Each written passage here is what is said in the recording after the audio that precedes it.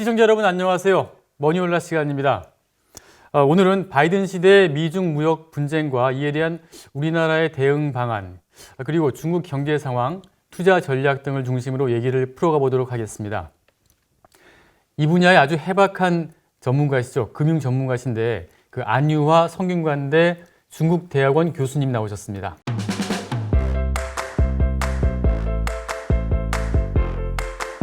안녕하세요. 네, 안녕하세요. 그 교수님 조금 전에 그 뉴스를 보니까 네. 그 미국 그 선거인단이 투표를 했는데 네. 이제 바이든이 그 302석을 확보했고 네. 그 다음에 이제 트럼프가 232명. 네. 그럼 사실상 이제 선거는 뭐 끝났다고 이제 그렇죠. 봐야겠죠. 네, 네. 예. 뭐 이제는 변수가 없겠죠. 예, 예. 예. 그런 차원에서 이제 바이든 시대 이제 네. 가면은 그 미중 무역 분쟁이 어떻게 될 것인가가 또 이제 관건인데 네. 지금 보면 이달 초에 그 미 의회에서 외국 기업 책임법이 이제 통과가 됐고요. 네. 이게 이제 미국 증시에 상장된 외국 기업이 그 외국 정부의 통제를 안 받았다는 것을 뭐 증명하는 뭐 네. 자료를 제출해야 된다. 네. 뭐 이런 게 있고 또 보면은 이제 최근에 그 중국 전인대 상무위 부위원장 뭐 14명인가 네. 뭐 홍콩 야당 의원 자격 박탈에 관여했다면서 뭐 또 제재를 했다. 네. 그래서 일단은 이게 타겟이 중국에 대한 압박 이렇게 네. 좀 봐야 될까요? 일단 그 트럼프가 지금 몇 주 안 남았잖아요, 이제 임기가. 네. 그래서 중국을 거의 바이든이 올라와도 돌릴 수 없는 상황으로 지금 몰아가고 있는 것 같고요. 바이든이 올라와도 중국에 대한 큰 상황이 바뀌기 힘든 이유가 이번에 그 국회에서 국방수권법이 통과가 12월 2일에 예. 됐잖아요. 통과가 지금 일단 됐고 이제 트럼프 대통령이 사인을 네, 해야 네. 되고 안 해도 또 대통령 사인 무효화를 해가지고 결국은 법안이 발효되는 쪽으로 지금 하고 있으니까 네. 된다고 봐야 되겠는데요. 거기에서 보면 주로 중국에 대한 억제가 주요 내용으로 돼 있어요. 네. 그래서 거기 예를 들면 뭐 태평양 억제 전략이라고 해가지고 거의 뭐 22억 달러를 중국에 대한 억제로 돈을 쓰는 거거든요. 그러니까 미국의 이제는 그게 야당 의원하고 민주당하고 공화당 의원이 공동으로 발의한 거거든요. 예. 그 말은 뭐냐면 대통령을 빼고 국회에서는 이미 중국 문제에 대해서는 이미 같은 뷰를 갖고 있다라는 예, 거잖아요. 예. 그래서 이건 바이든이든 트럼프든 상관없이 국회에서는 이미 중국에 대해서 견제하는 쪽으로 간다라는 건 이미 이번에 국방수권법에서 나왔잖아요. 예. 첫 번째 포인트. 예. 두 번째는 미국의 국방의 허브가 국방의 핵심이 이제는 국방의 문제의 주요 문제가 아시아로 왔다라는 거죠. 네. 옛날에 그 오바마 때 아태 회기 전략으로 해가지고 중국을 포위 전략을 취했는데 트럼프 때는 사실 동맹국을 활용한 게 아니라 1대1로 네. 경제와 뭐 정치, 이념 또 여러 가지 면에서 공격을 개시했는데 바이든이 되든 안 되든 상관없이 미국이라는 나라가 앞으로 몇 년간 혹은 길게는 10년 넘게 이제는 국방의 중심이 아시아로 옮기겠다라는 게 이번에 그 국방수권법의 핵심이고 예. 바이든이 올라와도 그거는 개변할 수 없는 거잖아요. 네. 그래서 특히 대만의 무기, 최첨단 무기를 다 장비를 시키는 거죠. 그래서 중국을 억제하는 가장 가깝잖아요, 바로. 예. 그 복건성하고 거의 뭐 옛날에 그 중국의 리프라는 경제학자가 헤엄쳐서 건너갈 정도로 멀지 않거든요. 예. 그래서 이제는 국방의 핵심 문제가 중국이 또 그러니까 국방에서 이제는 가장 적을 중국으로 정의한 거하고 네. 같은 뜻이기 때문에 예. 결국 한국의 그중에도 한국의 그 군사 배치 인원을 28,500명 이하로 하면 안 된다라는 예. 게 돼 있는 거 봐서는 한국도 예. 중국에서 국방 문제에서 하나의 전진 기지로 지금 예. 하겠다라는 게 그게 수권법에 표현이 된 거죠. 네. 예. 근데 지금 그 바이든 정부의 네. 이제 무역이 어떻게 할 것이냐 일단 이게 그렇죠. 관심인데 네. 지금 무역 대표부 USTR 대표로 네. 이제 대중국 강경론자를 유명한 캐서린 타이 이 대만계이지 않습니까? 네. 이분을 내정을 했는데 네. 즉 바이든 시대는 어떤 기술 패권 네. 또 인권 문제 이런 걸 내세워 가지고 중국을 좀 더 압박할 수 있다. 네. 그럼 중국으로서는 트럼프 시대 이상으로 어떤 네. 미국과의 어떤 무역 분쟁이나 다른 뭐 어떤 전체적인 경쟁이 힘들어지지 않겠느냐 이렇게 보거든요. 어떻습니까, 교수님? 처음에 그 보시기에? 대선 할 때 그 대선에 경선하잖아요. 네. 그래서 그 바이든이 여러 동네에 다니면서 이렇게 자기 경선 내용을 말할 때 처음에는 트럼프의 이런 관세를 통한 이 중국 제어 전략이 굉장히 비효율적이다. 네. 적은 100명이 죽으면 우린 80명이 죽는 전략이다. 이런 전략을 왜 하냐 엄청 비판했어요. 예. 그래서 이런 바보 같은 전략을 한다. 이런데 최근에 한마디도 안 해요. 예. 그러니까 이제 변했어요. 그리고 최근에 그 인터뷰에서는 무슨 이야기를 했냐면 이제는 미국의 그 트럼프 정부 했던 1단계 협상을 계속 그대로 유지하면서 중국과 협상을 해가겠다고 얘기했어요. 예. 그대로 유지하면서 좋은 거는 남기면서 계속 가겠다는 거 봐서는 바이든이 지금 이제 그 타이 같은 그런 사람을 임명한 거 봐서는 예. 강경 조치로 가겠다는 쪽으로 네. 지금 기울인 것 같아요. 이유는 여러 가지인 것 같은데요. 하나는 첫 번째는 국내가 분열이 됐잖아요. 미국 국내가. 이번 경선에서 트럼프도 한 46%, 47% 얻었어요. 예. 그러니까 미세한 차이란 말이죠. 예, 그렇죠. 근데 이 사람들이 아직도 바이든을 인정하지 않기 때문에 바이든 입장에서는 국내 문제를, 국내 사람을 통합시켜야 되잖아요. 네. 그 중에 하나의 중요한 문제가 중국 문제에서는 통합이 된 거잖아요. 예. 국회에 보면은 네. 사람들 뷰가 같으니까 그걸 만약에 다시 또 친중으로 펼치면 분열이 더 커질 수가 있는 거죠, 오히려. 그래서 그런 또 국내 분열된 정치를 통합해서 하나의 수단으로 될 수도 있고요. 그리고 바이든이 올라와서 트럼프하고 다른 게 뭐냐면 트럼프는 1대1로 중국을 때렸잖아요. 네. 근데 바이든은 트럼프 걸 기존에 유지하면서 트럼프는 그동안 혼자 하니까 이게 잘 먹히지 않는 인데 동맹국들이 협조해서 뭐 의미가 없어지거든요. 예. 근데 바이든은 동맹국들이 환영하잖아요. 지금 유럽이고 뭐 한국이고 다 좋아하니까 오히려 트럼프 플러스 동맹국 동원하기에는 바이든이 대통령이 더 유리한 거죠. 네. 바이든은 이 서방 민주주의 국가의 질서 쪽에서 우리가 예측 가능한 사람을 받아들인 사람이기 때문에 네. 트럼프 때는 뭐 G7 회의하다 안 오고 막 이러지만 바이든이 부르면 다 올 거란 말이에요. 그래서 오히려 중국을 때리는 문제에 있어서는 바이든이 동맹국을 동원하는 데는 더 말빨이 더 있으니까 네. 그래서 오히려 중국한테는 더 불리할 수도 있어요. 그래서 이번에 그 바이든이 당선을 축하하는 메시지가 옛날에 그 트럼프가 당선될 축하 메시지하고 내용이 달라요. 시진핑 보낸 게. 네. 이번에 바이든을 볼 때는 굉장히 공식적으로만 보냈어요. 표현이 우리 양국은 예. 그 뜻은 우리 양국이 협력하는 게 싸우는 것보다 더 낫다라는 표현인데요. 표현을 워먼 양국 항상 우리 양국 이렇게 표현했어요. 근데 트럼프 때는 그렇게 표현 안 했어요. 나라고 표현했어. 워. 그러니까 우리가 보통 친구할 때 그러잖아요. 네. 나는 당신의 번역. 축하는. 그러니까 개인적인 감정을 더 드러내는 거죠. 네. 그러니까 개인적인 우정을 더 드러내는. 근데 이번에는 그냥 두 국가. 네. 그러니까 그런 말 굉장히 조심스러운 게 중국에서 지금 보여지는 거고요. 최근에 시진핑 행보를 보면 굉장히 군사 강화, 네. 군사 준비 태세 강화를 엄청 강화하고 있어요. 해군, 공군, 육군 항상 전쟁 준비의 태세를 일사불란하게 해대고 항상 싸울 준비대로 있어라 이러고 그다음에 군사 장비에 대한 투자를 엄청 하고 있어요. 네. 그래서 군사 장비 주식들 많이 올라가고 있고요. 앞으로 군사 장비 경제가 엄청날 것 같아요.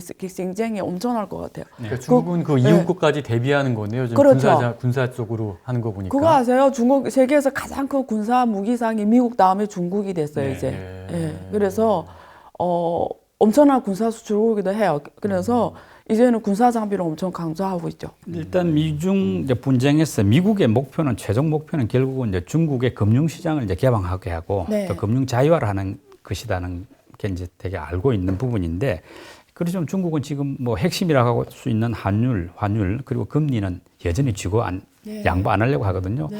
결국은 이게 이제 미국의 압박과 중국의 버티기가 어떻게 결론이 날까가 궁금한데 교수님 어떻게 보십니까? 사실상 중국은 그 금리를 원래는 시장화했다고 했어요. 그러니까 법적으로 다 시장화가 됐다라는 거예요. 금리는.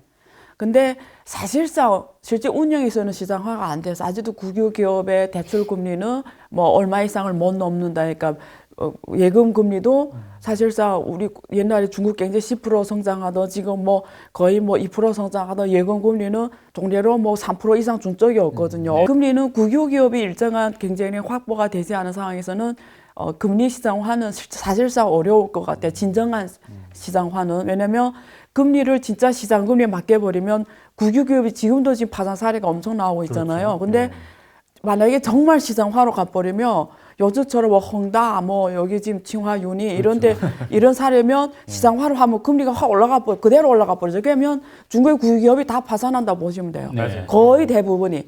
중국은 그 국유기업의 융자 비용이 엄청 싸요. 네. 거의 뭐 2% 지금 같은 2% 이하라고 보시면 되고요. 그래서 근데 민영 기업은 경제가 이렇게 나쁜데도 8% 이상이에요. 그러니까 이렇게 완전 차이가 나요. 예, 그래서 국유 기업은 이런 상황에서 무제한으로 자금을 저금리 쓰니까 무제한 이수합병 무제한 투자하고 하는데 갑자기 금리가 시장금리로 가버리면 어떻게 돼요? 수익성이 미래 산업에 투자한 건 수익성이 바로바로 나오지 않잖아요. 예. 그러길래 힘들고 환율은 더 하죠. 환율이 그래서 지금 절상하고 있는데 자본 항목을 개방해 버리면 환율이 시장화가 가버리잖아요. 네. 일단 환율이 시장화 가면 또 중국 국유기업이 다 파산할 거예요. 뭐 시장 반영할 테니까. 네. 그럼 누가 나오냐면 중국의 부자들은 다 자산을 내뺄 거예요. 네. 그러면 위안화가 무너지는 거죠. 예. 그럼 아무것도 할 수가 없는 거죠. 그러니까 또 위기가 바로 오니까 자본 항목을 대화를 못하는 이유도 여기 자유화를 못하는 이유도 여기가 있기 때문에 이거는 뭐 그래서 미국이 아무리 그 트럼프가 중국하고 계속 1단계 합의안에 계속 그 환율 조항을 넣었어요. 네. 1단계 합의 1월에 넣었는데 위안화 절상에 관한 내용이에요. 예. 예. 근데 자본 항목 개방에 대한 건 없어요. 그래서 그런 부분이기 때문에 환율은 지금 절상으로 가고 있잖아요. 그래서 바이든이 올라오면 사실 절상을 하는 걸 원하기 때문에 네. 환율 조작국에 당분간 늘 조건은 안 맞춰지는데 원래 근데 뭐 원하면 하는 거니까 근데 그러니까 지금 절상 가고 있기 때문에 지켜볼 거고요. 그래서 여기 핵심이 자본의 항목이 대환 자유화예요. 네. 근데 그거는 못 할 거예요. 예. 아무리 뭐 누가 압력을 줘도 왜냐면 중국이 바로 무너지겠어요. 예. 그렇게 하게 하겠어요. 그러니까 중국 국유기업 경쟁력이 확보가 안 된 상황에서는 하기 힘든 상황. 네. 두 개. 그러니까 그렇다, 금융시장 가격 변수, 대내 가격이 금리, 네. 대외 가격이 환율인데 예. 가격 시장화는 어렵다라는. 어렵다. 예. 예. 그리고 아까 좀 이제 바이든 시대에서는 이제 동맹을 좀 강화해서 포위 전략으로 해서 네. 중국을 압박할 것이다 하셨는데 그렇게 되면은 우리나라한테도 좀 선택을 강요하는 그런 이제 분위기가 조성될 것 같은데 이런 상황에서 우리나라는 어떤 대응 전략을 하는 게 좀 나을까요? 그게 선택 문제예요. 예. 예를 들면 허즈로 예를 들면 허즈는 이번에 코로나 사태로 이념 전쟁이 불거졌어요. 그러니까 네. 전 세계가 코로나에서 코로나 올해는 정말 중국한테 있어서는 전 세계한테서는 2020년은 아주 변곡점입니다. 네. 이거는 역사에 기록될 한 해로 될 거고요. 그러니까 코로나가 작년 12월에 터졌을 때 중국 당국에서 감췄다라는 게 이게 네. 알려졌잖아요. 이게 그 남자의사가 사망했잖아요. 네. 그걸 우리가 말하면 외책 그룹에 이렇게 네. 공유하는 바람에 그래서 만약에 당초에 그렇게 감추지 않았으면 오늘 세계에 이 상황이 안 온다라는 게 많은 서방 국가들의 인식이고 이제는 공산당의 이런 일당 독재가 중국 국내 문제가 아니라 네. 중국이 워낙 커진 바람에 세계 문제라는 걸 인식이 된 거예요. 코로나 때문에. 네. 그래서 공산당이 일당 독재 이렇게 불투명성이 있으면 글로벌 가버넌스와 글로벌 경제와 글로벌 위생 질서와 글로벌 환경 질서 모든 것의 위험이라는 걸 코로나가 보여줬다라는 거예요. 네. 그런데 이래서 대표적인 국가 호주 같은 나라들이 굉장히 위험을 느낀 거예요. 네. 다시는 우리가 이렇게 남의 문제라고 경제 협력 계속 해왔잖아요. 예. 이념은 중국에 대해 반대인데 미국도 그렇고 한국도 그렇고 일본도 그렇고 이념은 반대야. 그렇지만 경제는 우리 너무 좋아. 예. 중국하고 협력하는 다 너무 좋은 거예요. 예. 땡큐 막 엄청 경제 성장하고 그중에 대표가 호주였단 말이에요. 네. 근데 우리가 이렇게 경제의 맛을 보다가 이념을 이렇게 해보면 결국 우리가 큰 문제를 당하겠다는 거 코로나가 보여주니까 호주에서 가장 강력하게 그 요구하는 게 뭐냐면 조사를 해야 된다. 네. 그리고 중국에 대해 페널티를 줘야 된다. 네. 너네 때문에 세계가 이렇게 됐으니까 그걸 강력하게 요구하면 지금 호주하고 중국 관계가 가장 안 좋은 상황이 벌어졌어요. 지금 엄청나게 지금 호주를 벌을 주고 있어요. 네. 무역을 다 제재하고 와인이나 식품이나 원재료나 이런 걸 다 금지하는데 네. 하나만 금지를 안 시켰어요. 철광석만. 네. 근데 철광석은 중국이 수입 중에 80%를 호주에서 수입을 해요. 유리한 것은 놔두고 불리한 네. 것은 이제 또 제끼고. 예, 20%를 브라질에서 하는데 근데 재미있는 게 있어요. 호주는 이전에 이념 문제를 놓고 우리는 경제 협력 때문에 이념을 하면 안 된다서 철광석은 안 하니까 내년에 하면 우리가 하겠다. 오히려 철광석 수출을 막아요. 네. 중국에 대한 수출을. 근데 재미있는 거는 호주가 철광석이 1년에 무역 규모가 1,000억 달러인데 그중에 80% 800억 달러 넘게는 중국에 수출해요. 근데 호주가 그런 희생을 하면서도 철광석 내내 견제라도 우리가 안 하겠다라는 네. 거예요. 예. 철광석 내내가 안 막아도 우리가 안 한다라는 거예요. 네. 무슨 말이냐면 호주가 이렇게 경제를 손실을 보면서 이제는 이념을 양보할 수 없다라는 거예요. 그러면 이게 한국과 어떤 메시지냐 이거죠. 네. 한국도 선택해야 되는 거예요. 네. 경제적 한국은 중국의 이념 문제를 터치를 안 해요. 한국은 종래로 티베트 문제라든가 중국의 인권, 홍콩 문제 하나라도 공식적 말을 안 했어요. 한국도 하나라도 인권 문제 터치를 안 해요. 왜? 경제적 이익 때문에. 그러면 우리한테 보여주는 게 이거예요. 모델이 있어요. 호주처럼 갈 거냐 이거예요. 이념 때문에 경제적 손실을 감당할 자신감이 있냐? 네. 그러면 같이 가는 거죠. 이념. 우리는 이념 때문에 경제적 협력 안 하겠다. 아니면 기존의 전략대로 이념은 이념이다. 네. 공산당이 알아서 잘할 거라고 보고 네. 우리는 경제 협력을 원한다라는 기존의 방법대로 갈 거냐는 선택의 문제예요. 네. 두 개 다 가져갈 수는 없습니다. 그러면은 네. 이런 상황에서 이제 중국이 그 자본시장을 조금만 더 개방할 거 아닙니까? 네. 또 그런데 또 미국의 어떤 뭐 압박 동맹 참여라는 압박이나 두 가지 이제 우리에게 뭐 상황이 열려졌는데 이때 한국의 선택은 어느 쪽으로 가는 게 더 유리할 것 같습니까? 국익 차원에서 보시면은. 일단은 개인적으로 봤을 때는 투자를 해야죠. 네. 이제는 중국이 남은 게 자본시장이거든요. 네. 금융이고요. 한국은 생각해봐요. 한국 국내 시장은 한정되어 있잖아요. 네.